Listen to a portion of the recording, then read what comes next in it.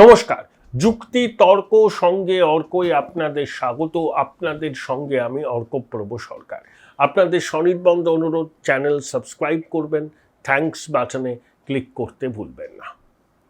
দেখুন, ৪ঠা মে পশ্চিমবঙ্গে বিজেপির সরকার প্রতিষ্ঠা হওয়ার পর পড়শি বাংলাদেশে বিশেষ করে কট্টরপন্থী জামাত এবং যেসব র্যাডিক্যাল ইসলামিস্টরা আছেন তাদের গেল রব উঠেছে তাদের মধ্যে। বাংলাদেশ সংসদে বলা হয়েছে যে শুভেন্দু অধিকারীকে একটু থামান, কারণ শুভেন্দু যেভাবে বাংলাদেশি অনুপ্রবেশকারীদের বিরুদ্ধে সরব হয়েছেন, হোল্ডিং সেন্টার থেকে শুরু করে জেলায় জেলায় এসব গড়া হচ্ছে এবং বলছেন যে একটা অনুপ্রবেশকারী এখানে থাকবে না, ডিলিট এবং ডিপোর্ট 3D, এবং বাংলাদেশ সীমান্ত সুরক্ষিত রাখার জন্য, মানে ভারত বাংলাদেশ সীমানা সুরক্ষিত রাখার জন্য বর্ডার সিকিউরিটি ফোর্সের হাতে 1 লক্ষে জমিও তুলে দিয়েছে রাজ্য সরকার। যেই জমি দেওয়া নিয়ে টানাপোড়েন চলছিল পূর্বতন সরকারের সঙ্গে কেন্দ্রীয় স্বরাষ্ট্র মন্ত্রকের, এখন ডবল ইঞ্জিন সরকার তৈরি হওয়ায় সেই টানাপোড়েন নেই। শুভেন্দুবাবু জানিয়েছেন যে জমি অধিগ্রহণ করে বিএসএফের হাতে তুলে দেওয়ার কাজ অনেকটাই এগিয়েছে, সামান্য কিছু বাকি আছে, সেই কাজটাও অচিরেই সম্পন্ন হবে। এই যখন পরিস্থিতি, তখন আরেকজন সাংসদ যিনি ঝরঝর করে বাংলা বলেন, প্রাক্তন সাংসদ, কেন্দ্রের মন্ত্রী ছিলেন, আদতে গুজরাটের বাসিন্দা, কিন্তু দীর্ঘ কর্মজীবন কলকাতাতেই কেটেছে, দীনেশ ত্রিবেদী বাংলাদেশের রাষ্ট্রদূত হলেন, তাকে পূর্ণ মন্ত্রীর মর্যাদা দিল কেন্দ্র। এই পরিপ্রেক্ষিতে ভারত বাংলাদেশ সম্পর্ক একটু বিশ্লেষণ করার প্রয়োজন আছে। এই বছরেই গঙ্গা জল চুক্তির পুনর্নবীকরণ হওয়ার কথা। 96 সালে তখন জ্যোতিবাবু মুখ্যমন্ত্রী, শেখ হাসিনা বোধহয় বাংলাদেশের প্রধানমন্ত্রী, সেই সময় এই গঙ্গা জল চুক্তি সম্পাদন হয়েছিল। যদিও দুই দেশের এই চুক্তিতে অনেকে সব কিছু কিউসেক সর্বস্ব পাটিগণিতের মধ্যেই তাদের বিচার বিবেচনাটাকে সীমাবদ্ধ রাখেন। আমি সেটা মনে করি না, কারণ শুধুমাত্র কিউসেক সর্বস্ব পাটিগণিতকে মাথায় রেখে এই জল চুক্তির গুরুত্ব যদি অনুধাবন করা হয় তাহলে সেটা বোধহয় ভুল হবে। তাহলে 30 বছর পর গঙ্গা জল চুক্তি পুনরায় নবীকরণের প্রসঙ্গ এসেছে।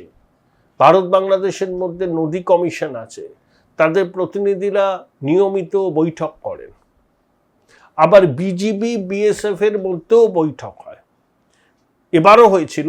সেই বৈঠকের পর কিন্তু নিয়ম যে একটা আনুষ্ঠানিক সাংবাদিক বৈঠক করার, কিন্তু এবার কিন্তু সেই সাংবাদিক বৈঠকটা হয়ে ওঠেনি, বিশেষত অনুপ্রবেশের মতো স্পর্শকাতর বিষয় এবং ভারতের পুশব্যাক করার নীতি সামনে আসায়। তা এই আবহে বাংলাদেশের প্রধানমন্ত্রী তারেক রহমান 5 বছর হয়ে গেছে, এই 5 মাস হয়ে গেছে ক্ষমতায় এসছেন। আমরা কি জানি? বাংলাদেশে যিনি প্রধানমন্ত্রী হিসেবে শপথ নেন তার প্রথম বিদেশ সফর, সরকারি বিদেশ সফর হয় নয়াদিল্লি, কিন্তু তারেক রহমান সেটা করেননি। তিনি প্রথমে মালয়েশিয়া গেলেন, তারপর 5 দিনের রাষ্ট্রীয় সফরে চীনে গেলেন, 17টা মৌ স্বাক্ষরিত হলো। বেল্ট অ্যান্ড রোড ইনিশিয়েটিভ, যেটা চীনের বাংলাদেশ তাতে পার্টিসিপেট করবে, বাংলাদেশ মায়ানমার হয়ে পরিকাঠামো গড়া হবে, এবং তিস্তার জল সংরক্ষণ এবং তিস্তাকে কেন্দ্র করে মেগা প্ল্যানে চীন অংশ নিচ্ছে। তাহলে ইউনূসের অন্তর্বর্তী সরকারের ভারত বিরোধিতা উগ্র ছিল, কিন্তু বিএনপিরও ভারত বিরোধিতা ইউনূসের মতো অত উগ্র না হলেও মোটেও কম নয়। আসলে বিএনপির সঙ্গে ভারতের শাসক গোষ্ঠীটা, কংগ্রেস হোক বিজেপি হোক, আস্থার ঘাটতি আছে। কারণ অতীতে বিএনপি ক্ষমতাসীন থাকায় চট্টগ্রামে কন্টেনার ভর্তি অস্ত্র নেমেছিল চট্টগ্রামে বন্দরে, সেটা জঙ্গিদের দেওয়ার জন্য। লুৎফুজ্জামান বাবর তখন স্বরাষ্ট্র দপ্তরের রাষ্ট্রমন্ত্রী ছিলেন বাংলাদেশে, খালেদা জিয়া প্রধানমন্ত্রী, জামাতের সাবেক আমির ছিলেন বাংলাদেশের শিল্পমন্ত্রী। ওই সময় জাহাজ কন্টেনার ভর্তি অস্ত্র নেমেছিল চট্টগ্রাম বন্দরে। সেটা ভারত সরকার ভুলে যায়নি। আস্থার ঘাটতি আছে। আওয়ামী লীগের সঙ্গে ভারতের সরকারের যে সুসম্পর্ক ছিল, বিএনপির সঙ্গে আস্থার ঘাটতি আছে, যদিও আস্থার ঘাটতি মেটানোর চেষ্টা হচ্ছে। Bharat tourist visa, medical visa দেবে, এআইএমস এর শাখা খোলার কথা আছে বাংলাদেশে, টেলিমেডিসিন সেন্টার ভারতীয় হাই কমিশনে খোলা যায় কিনা সেটা নিয়েও আলাপ আলোচনা চলছে। দেখুন, বাংলাদেশের সঙ্গে ভারতের 4200 কিলোমিটার সীমান্ত, পশ্চিমবঙ্গের সঙ্গে 2200 কিলোমিটার। বাংলাদেশের মানুষ পশ্চিমবঙ্গের রাজনীতি, সামাজিক অবস্থা সম্পর্কে ভীষণ রকম কৌতূহলী এবং আগ্রহী, তারা সবসময় খবর রাখেন। পশ্চিমবঙ্গের এই পট পরিবর্তন বাংলাদেশের একটা বড় অংশের মানুষের কাছে গ্রহণযোগ্য হয়নি। তারা হচ্ছে জামাত সমর্থক, জাতীয় নাগরিক পার্টির সমর্থক এবং র্যাডিক্যাল লোকজন। বাংলাদেশে এখন হিজবুত তাহরিরের পতাকায় ছেয়ে দেওয়া হয়েছে। বক্তব্য কি? যে ওয়ার্ল্ড কাপ উপলক্ষে বিভিন্ন সদস্য দেশ, মানে যারা ওয়ার্ল্ড কাপে পার্টিসিপেট করছে, তো বাংলাদেশের মানুষ এক একজন এক এক দেশের সমর্থক, সেই দেশের জাতীয় পতাকায় তারা পাড়া সাজিয়েছেন, রাজপথ সাজিয়েছেন। এখানেও তো আমরা দেখছি আর্জেন্টিনার ফ্ল্যাগ, ব্রাজিলের ফ্ল্যাগ, জার্মানির ফ্ল্যাগ ওখানেও হয়েছে। তাই হিজবুত তাহরির বলছে বিশ্বকাপে অংশ নিয়েছে এমন দেশের মধ্যে বেশ কিছু দেশ আছে যারা মুসলিমদের উপর অত্যাচার চালায়। তা সব দেশের পতাকা যদি টাঙাতেই হয় তাহলে ওই পতাকাও টাঙাতে হবে, যেটা তালিবানের পতাকা, আল কায়দার পতাকা, আইসিসের পতাকা, হিজবুত তাহরিরের পতাকা। কোথায় গেছে বাংলাদেশ ভাবুন তো। কিন্তু এর মধ্যেও কিছু কিছু কণ্ঠস্বর আছে, স্বস্তি দেয়। ফজলুর রহমান মুক্তিযোদ্ধা, বিএনপির সদস্য সংসদে, এই যে গাইবান্ধায় রাম মন্দির হবে, রামের মূর্তি হবে, তৌহিদি জনতা বলেছে করতে দেব না। ফজলুল বলেছে কেন করতে দেবেন না?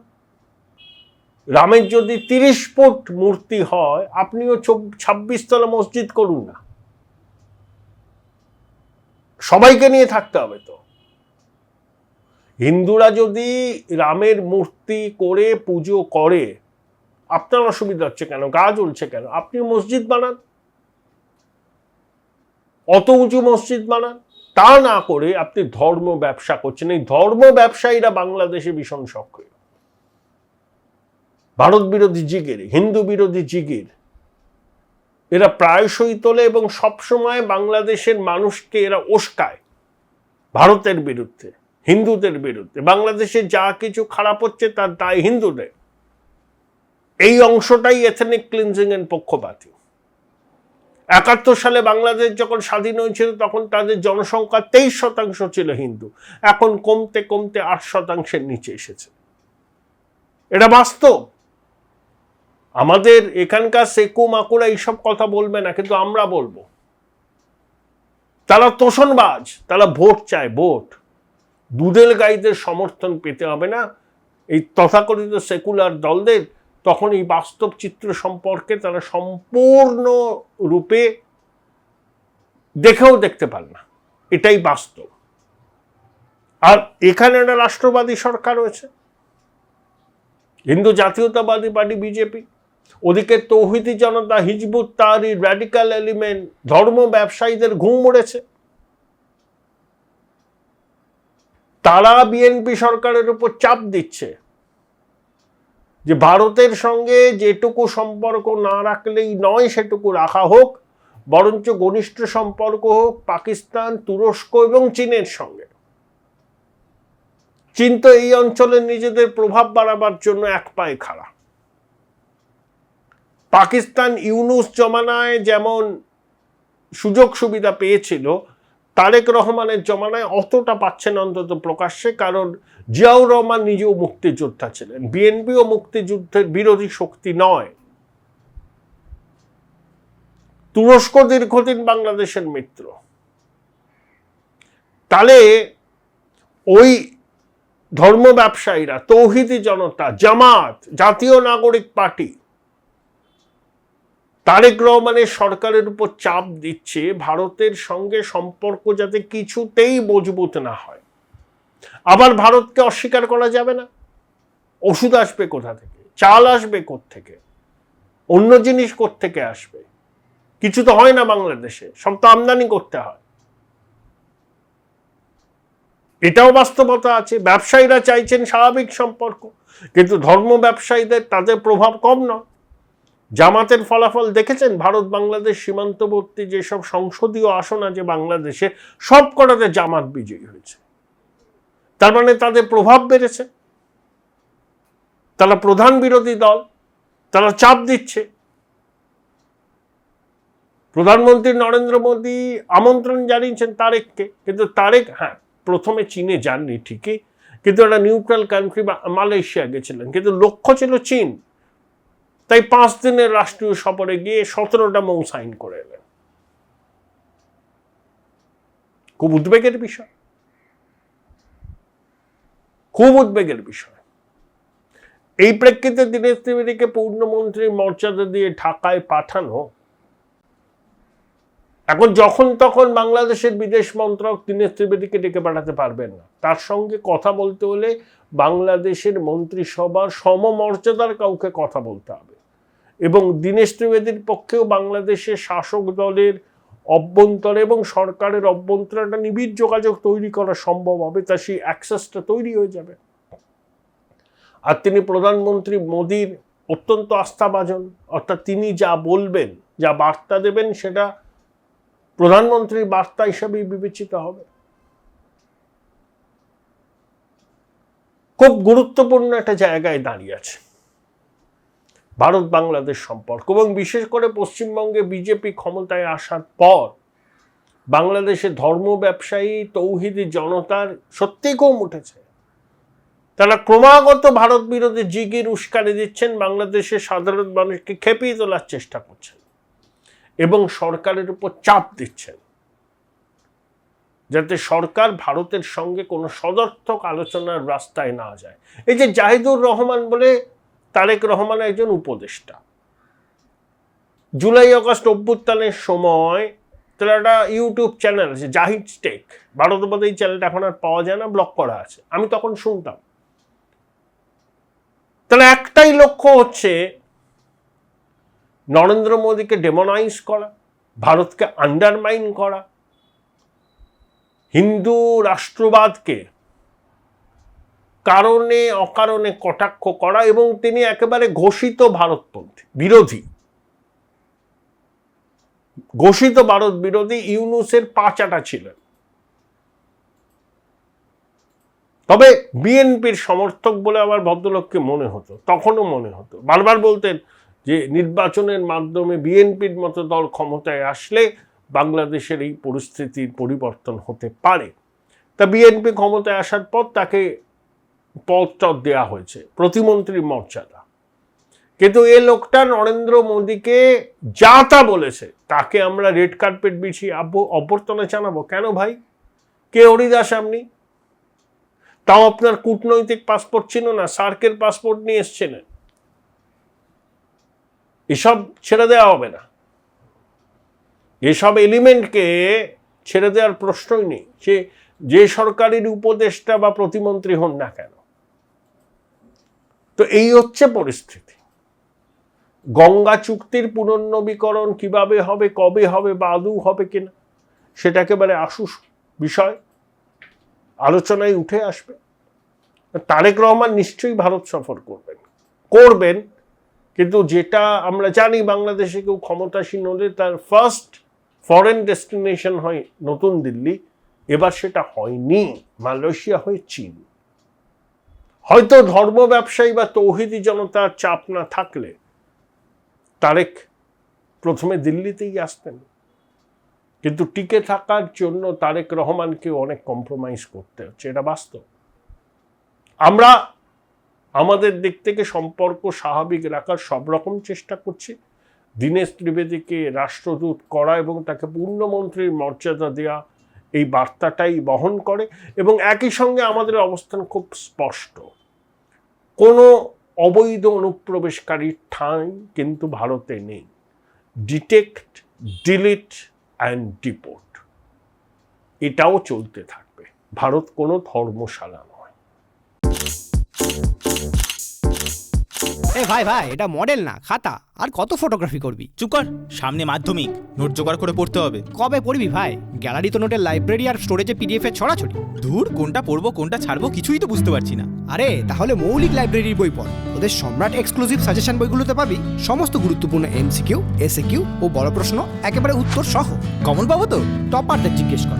সম্রাট এক্সক্লুসিভ সাজেশন মাধ্যমিক, ভালো রেজাল্টের পাসওয়ার্ড। উচ্চ মাধ্যমিকের পর উজ্জ্বল ভবিষ্যৎ গড়তে NCHMCT পর্যটন দপ্তর, ভারত সরকারের hospitality and hotel management, Paschimbanga সরকারের মাকাউটের BBA BCA, fashion design, aviation tourism, culinary arts পড়ো SBI HM কলেজে। স্টুডেন্ট ক্রেডিট কার্ড ও ব্যাংক লোন পাবে SBI HM এ পড়লে। কোর্সের শেষে SBI HM দেশ ও বিদেশে চাকরির ব্যবস্থা করে থাকে। SBI HM হলো পশ্চিমবঙ্গের সেরা ম্যানেজমেন্ট কলেজ। SBIHM.com। বোলপুর শহরের কোলাহল থেকে মাত্র 20 মিনিট দূরেই রয়েছে সুন্দর রিসর্ট, যেখানে পেয়ে যাবে স্পেশিয়াস আর এস্থেটিক্যালি ডিজাইন রুম। তোমরা যারা গ্রুপে যাও তাদের জন্য আছে কমফোর্টেবল গ্রুপ স্টে অপশন, আর কাপলদের জন্য রয়েছে লাক্সারিয়াস সুইট রুম, তার উপর আবার ফ্ল্যাট 10% অফ। এখানে প্রকৃতির মাঝে তোমরা পেয়ে যাবে একটা সুন্দর সুইমিং পুল, ছোটদের জন্য প্লে এরিয়া আর একটা এস্থেটিক সেলফি কর্নার। প্রপার্টিটা পুরোটাই পেট ফ্রেন্ডলি, আর এখানে আছে অনেক কিউট ছোট ছোট র্যাবিটস। সকালের ব্রেকফাস্ট থেকে ডিনার পর্যন্ত পেয়ে যাবে একদম হোমলি কমফর্ট ফুড, যা এক কথায় অসাধারণ। বেঙ্গলি কুইজাইনের সাথে সাথে পেয়ে যাবে চাইনিজ আর নর্থ ইন্ডিয়ান অপশন। বিকেলে বনফায়ারের আলো, বন্ধুদের সাথে আড্ডা আর খোলা আকাশের নিচে গ্রাম বাংলার হাওয়া, পুরোটাই এক অপরূপ অনুভব। তাহলে বলো তোমরা কবে প্ল্যান করছো এই পিসফুল এসকেপটা? And don't forget to follow Miss Cupcake for more such travel updates.